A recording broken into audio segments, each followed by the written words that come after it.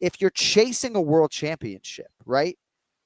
Shouldn't Arman Tsarukyan accept this fight if offered on March 8th, right? I mean, you think Sean Brady is prepared optimally for Leon Edwards on March 22nd? These guys on the cusp of a world title, I don't want them to beat me up when they see me, but like, if you're chasing a world championship and you're on the cusp, if that's really what you're about, you got to take your opportunity. I mean, Bilal Muhammad could barely walk going in the Gilbert Burns fight. Like, what are we doing?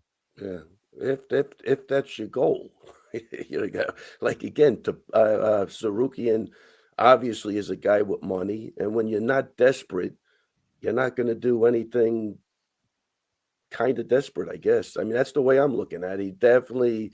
He's not doing himself any favors by not taking the fight. If you're asking me, 1,000,000% he should take that fight. He 100% should take the fight, especially based on what happened last time. I think he's got to go back in there and prove himself. But you got to remember, even as a promoter, who do you want? You want a guy that's desperate for money, or you want a guy that's no, I'm just going to do what I'm going to do. I'm not motivated You unless want a it's guy, extreme. yes. Yeah, Yeah, you're on that's fire today. I agree. you know what I'm saying, man. I'm just saying from me being around and watching the way different people interact. Some guys aren't going to budge. It doesn't like 500 grand might be good to one guy, and another guy might go, "What? Like 500 grand? You want me to kill myself for 500?" It's all perception is reality. It's all perspective. Kenny, we have a lot of UFC champions that are chasing all-time greatness. When you hear Alexandre Pantoja, he talks of Demetrius Johnson. Bilal Muhammad, as people laugh in his face, has put this unbelievable historic winning streak together, invokes the name George St. Pierre, Merab Dvalishvili, right?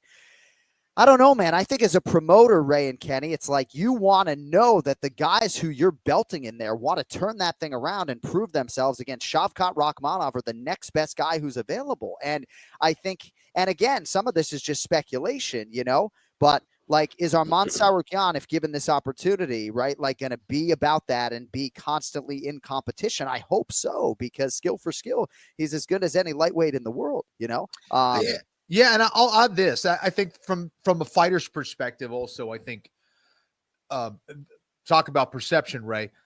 The idea that you are optimally trained for an event also means something. And for some guys, if they feel like, I always do a 6-week camp. This is a championship fight. When I don't do a 6-week camp, I can't do a hard 5 rounds. I got to say no to this. So, like some people are very particular about that. And I definitely think there's an economic concern here as well. That I think that's huge. But for some guys also, that mental aspect of going, if I don't feel like I am 100% prepared, I'm not going to go in there. So, and it depends on what stage they are in their career. If they're trying to be a better wrestler, a better striker, or prove their conditioning, and they only have 3 weeks to do it. I tell you, Kenny, 1,000,000% dead on. Like if I didn't torture Sarah, he wouldn't feel good. Right. Even Weidman, when Weidman started getting injured, we got done with one training session. Like his wife goes, "How come you don't have him doing the I used to make him do like the bungee cords to some type or whatever." He can't do it. The guy was over in the corner crying. I go, "What do you want me to do? He's injured." But these guys need to be pushed. Kenny, you're 1,000,000% on that. My point only is like all the guys we're bringing up, Taporia, Zarukian, it's just a common denominator. They seem to be well off. They're not desperate. That's all I was saying. Like, you got to give me a guy who's not like that, and then we can take it to a different level.